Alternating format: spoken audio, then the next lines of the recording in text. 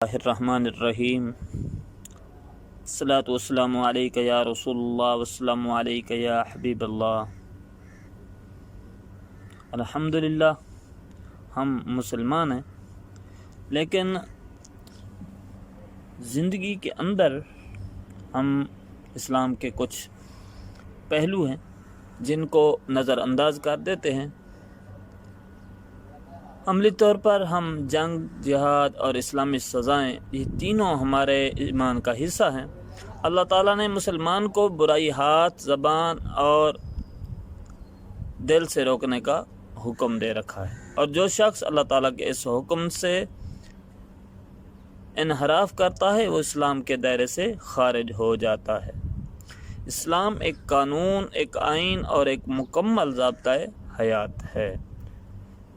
اسلامی ریاست کی حدود میں چور کے ہاتھ بھی کاٹے جائیں گے، قاتل کی گردن بھی اتاری جائے گی اور بدکاروں کو کوڑے بھی مارے جائیں گے۔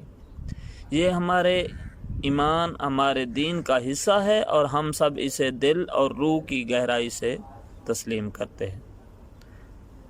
لیکن سوال یہ ہے کہ پھر مسئلہ کیا ہے؟ مسئلہ یہ ہے کہ ہم اسلام کو نبی صلی اللہ علیہ وآلہ وسلم کی سنت اور طریقہ کار کے مطابق عمل نہیں کر رہے، اور ہم آج بھی رسول اللہ صلی اللہ علیہ وآلہ وسلم کی سنت پر مکمل عمل درآمد شروع کر دیں تو اسلام اور مسلمان پوری دنیا کے لیے قابل قبول ہو جائیں گے اور دنیا کے دل ہمارے لیے کھل جائیں گے۔ آپ صلی اللہ علیہ وآلہ وسلم کے حیات طیبہ کو دیکھیں تو آپ صلی اللہ علیہ وآلہ وسلم نے نبوت کے اعلان سے قبل کیا کیا تھا؟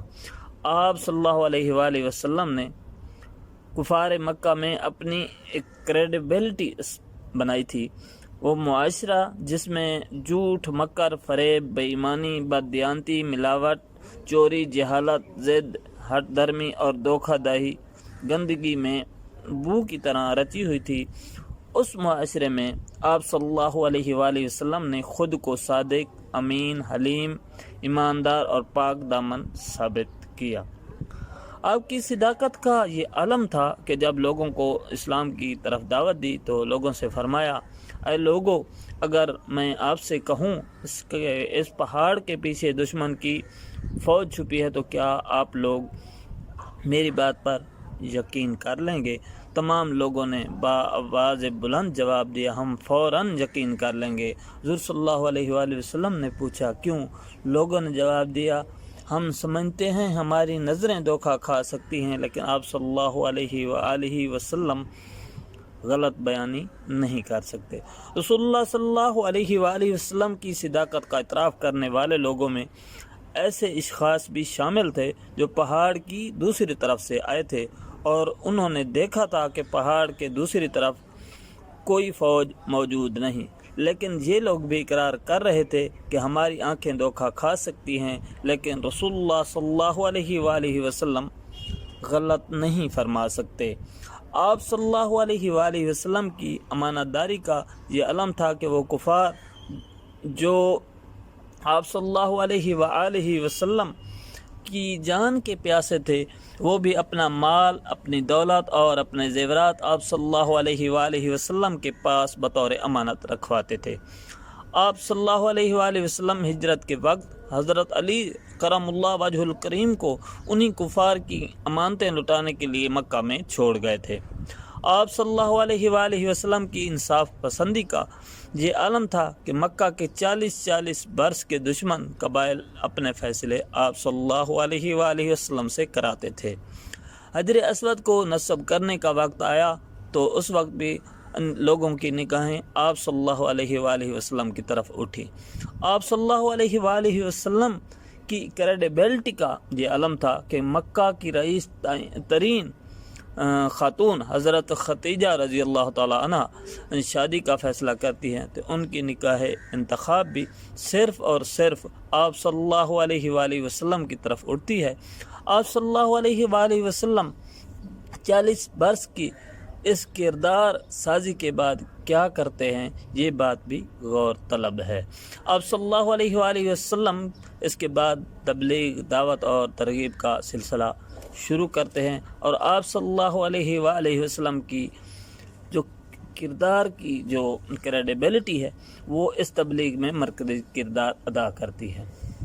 چنانچہ آپ صلی اللہ علیہ وآلہ وسلم کے قریب ترین لوگوں نے فوراً اسلام قبول کر لیا، جبکہ دوسرے لوگ آہستہ آہستہ ایمان کے دائرے میں داخل ہوتے رہے۔ تبلیغ کا یہ وقت انتہائی سخت تھا۔ مکہ کے کفار نے آپ صلی اللہ علیہ وسلم اور آپ کے صحابہ پر ظلم کے پہاڑ توڑے، لیکن آپ صلی اللہ علیہ وآلہ وسلم اور آپ صلی اللہ علیہ وسلم کے صحابہ اسے اللہ کی رضا سمجھ کر سہ گئے۔ مشکل کے اس دور میں مسلمان قرآن مجید اور نماز چھپ کر پڑھتے تھے، اور اس وقت تک پڑھتے رہے جب تک مکہ مکرمہ کے ایک طاقتور شخص حضرت عمر فاروق رضی اللہ تعالیٰ عنہ نے اسلام قبول نہیں کیا، اور وہ حرم شریف میں تلوار اٹھا کر مسلمانوں کی پہلی اوپن اور باجماعت نماز کی حفاظت کے لیے کھڑے نہیں ہوئے۔ لہٰذا یہ استقامت کا دور تھا۔ رسول اللہ صلی اللہ علیہ وآلہ وسلم نے اس کے بعد کیا کیا؟ آپ صلی اللہ علیہ وآلہ وسلم نے ہجرت فرمائی۔ آپ صلی اللہ علیہ وسلم محفوظ مقام پر تشریف لے گئے۔ آپ صلی اللہ علیہ وآلہ وسلم نے اس کے بعد کیا کیا؟ آپ صلی اللہ علیہ وسلم نے مدینہ کے یہودیوں کے ساتھ ان کی شرائط پر معاہدہ کیا اور ان کی شرائط پر مدینہ منورہ میں زندگی گزارنے لگے۔ آپ صلی اللہ علیہ وآلہ وسلم نے اس کے بعد کیا کیا؟ آپ صلی اللہ علیہ وسلم نے اس کے بعد کفار کے حملوں کا دفاع کیا۔ کفار مکہ نے 3 لشکر بھجوائے اور آپ صلی اللہ علیہ وسلم نے بدر اور احد میں ان حملوں کا دفاع کیا، جبکہ تیسرے حملے کے وقت آپ صلی اللہ علیہ وآلہ وسلم نے مدینہ منورہ کے گرد خندق کھود دی۔ دفاع کے بعد آپ صلی اللہ علیہ وآلہ وسلم نے اس کے بعد مدینہ منورہ کے قبیلوں کو اپنے ساتھ ملایا، یہودیوں کو وعدہ خلافی کی سزا دی، مدینہ کے اسٹیٹ پر اپنی گرفت مضبوط کی، اور اس کے بعد مکہ کی فتح کے لیے گھر سے نکل کھڑے ہوئے۔ اس دوران آپ نے صلح حدیبیہ پر بھی دستخط فرمائے اور کفار کی بعض کڑی شرائط بھی تسلیم کی۔ آپ صلی اللہ علیہ وآلہ وسلم نے اس کے بعد کیا کیا؟ آپ صلی اللہ علیہ وسلم نے اس کے بعد مکہ کے ان ظالم لوگوں کو معاف فرما دیا جنہوں نے آپ صلی اللہ علیہ وسلم اور آپ کے ساتھیوں کی زندگی کو مشکل بنا دیا تھا، اور جنہوں نے آپ صلی اللہ علیہ وآلہ وسلم کے چچا حضرت حمزہ رضی اللہ تعالیٰ عنہ کا کلیجہ نکال کر چبایا تھا۔ آپ نے اس کے بعد اسلام کے پیغام کو پوری دنیا میں پھیلانے کا حکم دیا۔ آپ صلی اللہ علیہ وسلم نے شام کے دروازے پر دستک دینے کے لیے پہلا لشکر ترتیب دیا۔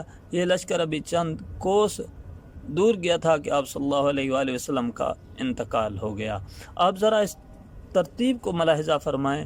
اس ترتیب میں جہاد آخر میں آتا ہے، جبکہ کریڈیبلٹی، استقامت، ہمت، تبلیغ، ہجرت، امن پر مبنی چھوٹی سی اسلامی ریاست، مضبوط دفاع، فتح مکہ اور عام معافی پر آتے ہیں۔ لہذا آپ صلی اللہ علیہ وآلہ وسلم کا پیغام آگے بھی بڑھا اور اس نے پوری دنیا کو حیران و پریشان بھی کر دیا، جبکہ اس کے مقابلے میں آپ دنیا کے ان تمام فاتحین کو لے لیں جنہوں نے اپنے فلسفے کی بنیاد تلوار سے رکھی تھی۔